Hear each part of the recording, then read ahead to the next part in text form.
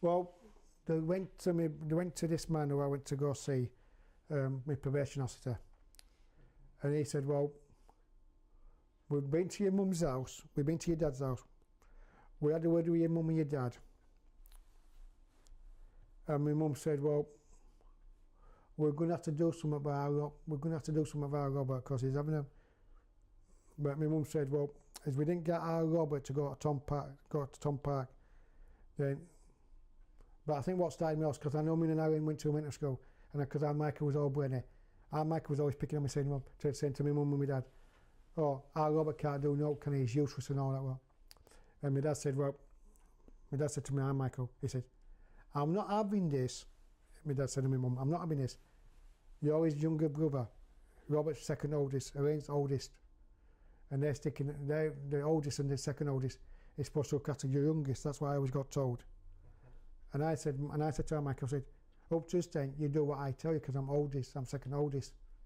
Like, we weren't always bad to each other. When we were growing up, we was all right to each other. But because I saw him pinching, also his pinching stuff, and I said to my dad, well, it's my job to tell my dad how Michael's bringing bikes home, pinching and all that. Well, and that's when our Michael started going against me. That's when our Michael said he didn't like me, and he didn't want to know what to do with me. And so the turn said to my dad, well, they said, is your Michael's going to cause trouble with your Rob? And then my dad said, well, and then my dad had to sign a piece of paper. He didn't want to sign a piece of paper. My dad said, I think it'd be interesting for our Robert to go to Tom Park to learn the rules and all that, well, how he could cope and all that. Well. So I think my dad agreed with it at the end, because I think it was to my own safety. Well, but I didn't understand that at the time till the boardman come at Tom Park and had a word with me. Right, that comes under that what you just said about pinching again, because every time I got apples at Tom Park when my mum come to see me, he was always pinching me stuff. So I went to Mr. Bruce at Tom Park. So who exactly was Mr. Bruce? He was the main man who runned it. He was the main governor at Tom. So I was in dormitory 3 at Tom Park. That's 1, 2 and 3. And I got told to bring these lads up from dormitory 5 and dormitory 4. And they used to kick out of you. They used to kick you and all that. Well. And you used to tell Mr. Bruce, and I think Mr. Bruce set him up because when I went to Tom Park, I didn't know what rules at Tom Park, how I had to behave and how to answer people.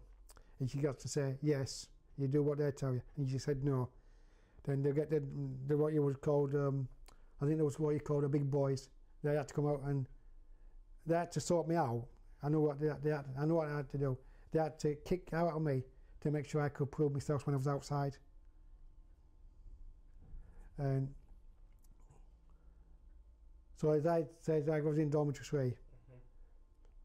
But because all of them got bunked out of dormitory 5, and I just minded my own business at Tom Park, and I did my time at Tom Park, so I was ready to go home. Because they wanted me to bunk it out, and everybody bunked it. And one night, Mr. Bruce says, why are you going down drain pipe, Robert, to go home? He said, they told me all the rules. He said, oh, you can bunk it, Robert, if you want. And I thought, no. And because I was sensible, because I stayed and did my time, I stayed in my bedroom and not bunk it like everybody else did, so I wouldn't get caught. I did my time and I just kept. And people at Tom Park said, I can't understand how you did that, Robert. You just did your time at Tom Park and not bunk it and not. So I had no bad record on my record. So I just did my time. And what exactly was it you were sent to Tom Park for? What exactly was it you were doing there? Tom Park was like a proof school. It was to learn how to stick up to yourself. Like if you got bullied, you know how to anger yourself outside. Oh, and you said that they're teaching you about how to stick up for yourself. And so that, how did the lessons work? How did they teach you? What was it? Well, I got told by Mr. Bruce because I had to go to because his wife was a nurse, and I kept getting it all the time. I had to go to his nurse, and his nurse gave me a tablet to calm me down at night in my bedroom. And every time I went past dormitory 5, I was always scared of going past dormitory 5 and dormitory and because you said something to him, because you said something to the night watchman, saying, oh, them were saying something at dormitory side, but as you told over them, they'll get you out the next night and then kick out of you again. So they kept kicking me out every time I opened my mouth, and every time I opened my mouth and said something to them, they bring dormitory side up. There was the big boys, right, you two, what you was called, the big boys. They was there to chastise me. So one day, my mum come to see me at Tom Park, and I got told by my dad. He said, when you got to Tom Park, Robert, he said, there's going to be a man there what's going to be right strict with you, and they called him Mr. Seven, because my dad had him at Tom. My dad had him a long time ago. And my dad said, do not mess about with Mr. Bruce at Tom Park, because he's right strict. He will bully you. He will run you the rules and that one.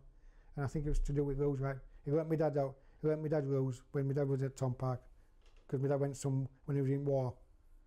And my dad told me, he said, oh, you got Tom Park, Rob? He said, you walk like, he said, you're really there to. So I don't think it was very, I don't know what the word is I'm trying to look at. I don't think it was called bullying.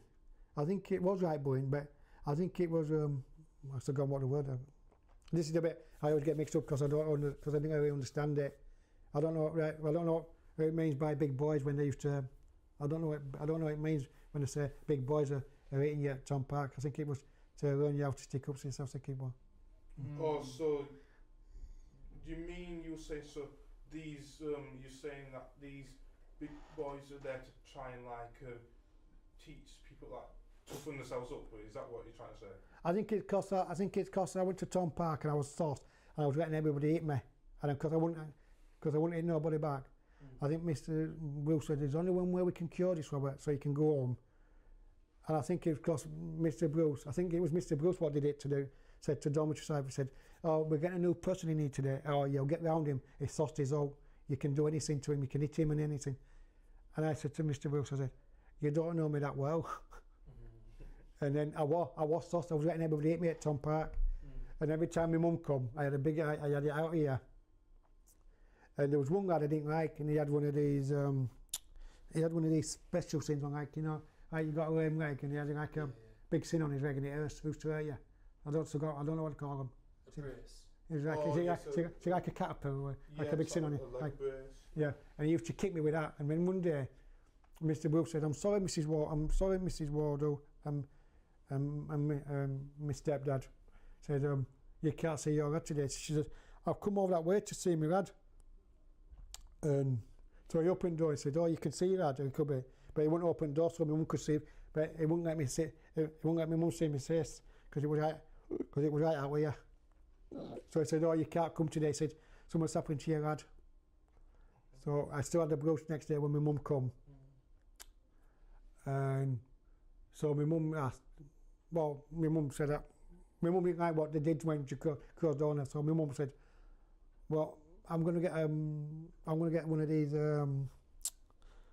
people that can tell about is you're getting hit by a Stassa Tom Park, someone who's over him or something. So they brought this big man over. I didn't remember his name. I only saw him once, and I never saw him again.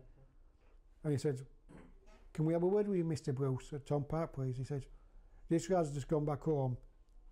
He said, "You closed the door on his parents." He said, and they asked him why he did it. He said, "Well, we just gave him a kicking in shower, and that lot, and really kicked him in that way." He said, "We did that. We broke his jaw and that lot." And my mum said, "I thought this is a place where you learn to hit people, where you learn to to stick up to people." And I couldn't understand why Stas was hitting me all the time in shower, because I was only getting a shower like a normal person did. And I think that comes under what you said before about bullying. Was it the staff? Yeah. That were. Also, the staff and the other residents. Because they said, "Did you ever told Robbers about you hitching you?" And I turned around and said, "Excuse me, I want my privacy." I said, "I don't want people hitting me and looking at my private parts and all my backside and all that." And then, because I mentioned it when I was coming out, then I got told they got a discipline, so about 8 months at Tom Park, but no happened. And then they kept Tom Park open, because they said after I did that about them, complaining about them watching me in shower, they said they was going to close Tom Park down, but they still kept it going.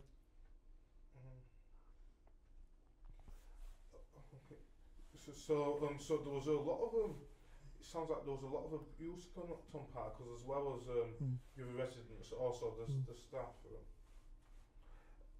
And all this time, most of this abuse went unpunished, unreported.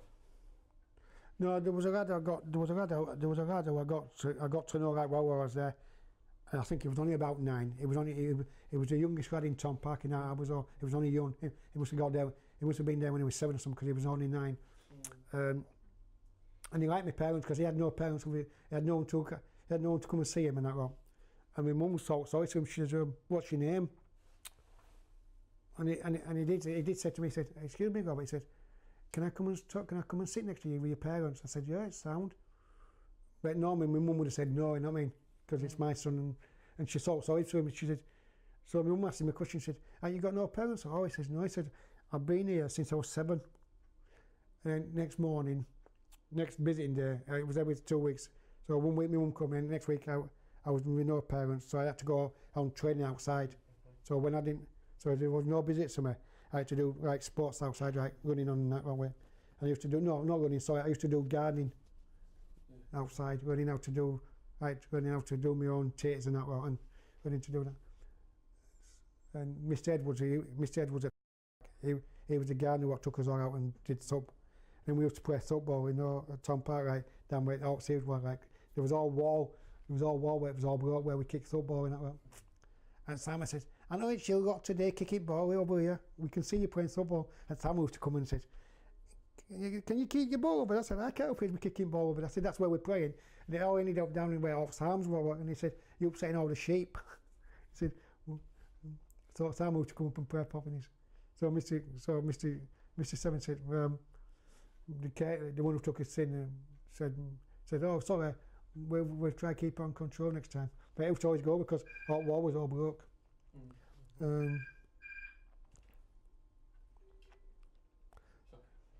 So,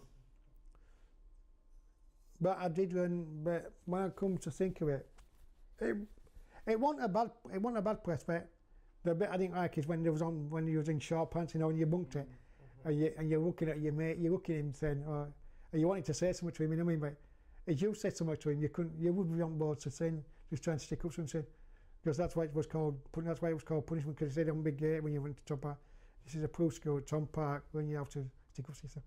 And he said, "Do not speak to the people when you bunk it." You couldn't speak to them because they said, because you got your cigs stopped and you got your spending money stopped, so privileges, so you couldn't have no privileges. So this lad on board, he said, "I'm dying to smoke." And I used to smoke then. He says, "Where does a cigarette?" I said, "I can't." I said, "So I lend you one here." They'll see me in and put me on board. So you said how there was privileges, because what type of privileges were there on punishments, and how did it work, the whole privilege and punishment system? Well, you bunked it. I don't. They used to always say it's bunk it, but I couldn't understand that why they said it's bunk it, and they used to put you on board. You used to put turn your sets around. Like you do like in a school when you put you to one side, they tell you to turn around. I think that's what it might. And I couldn't understand why they called it bunking it.